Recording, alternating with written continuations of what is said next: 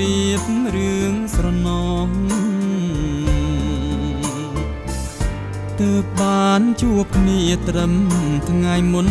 សងក្នុងចិនរួមរួងសាងឈ្មោះជួបជុំ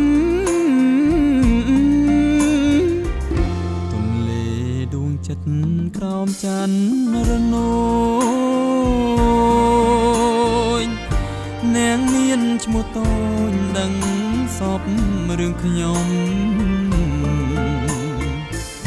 គុំព្រែកកន្លងកាលរដូវជុំបានគុណស្រីមុំជូនដើកំដនោមដើទេសចរភូមិឃុំហូហាព្រែកអន់តែស្នេហ៍ឃុំព្រែកតាស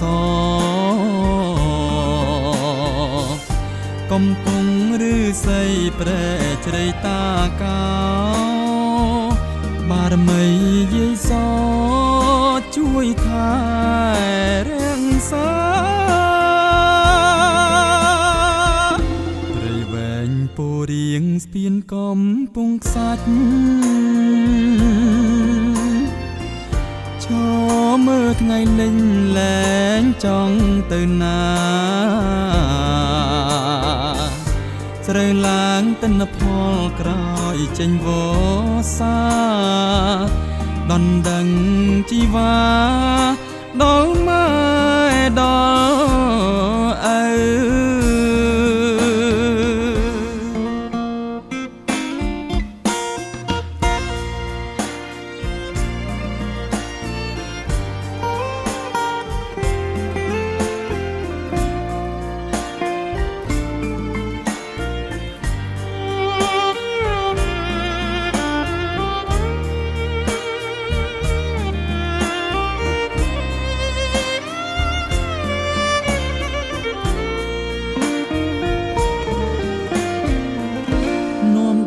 ឪទេសចរភូមិឃុំហូហាព្រែកអន់តែស្នេហ៍ឃុំព្រែកតាសកំពុងឬស័យព្រែកជ្រៃតាកោបារមីយាយសជួយថែរាំងសា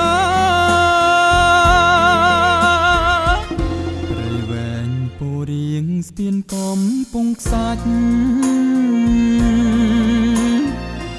ឈរមើលថ្ងៃលិច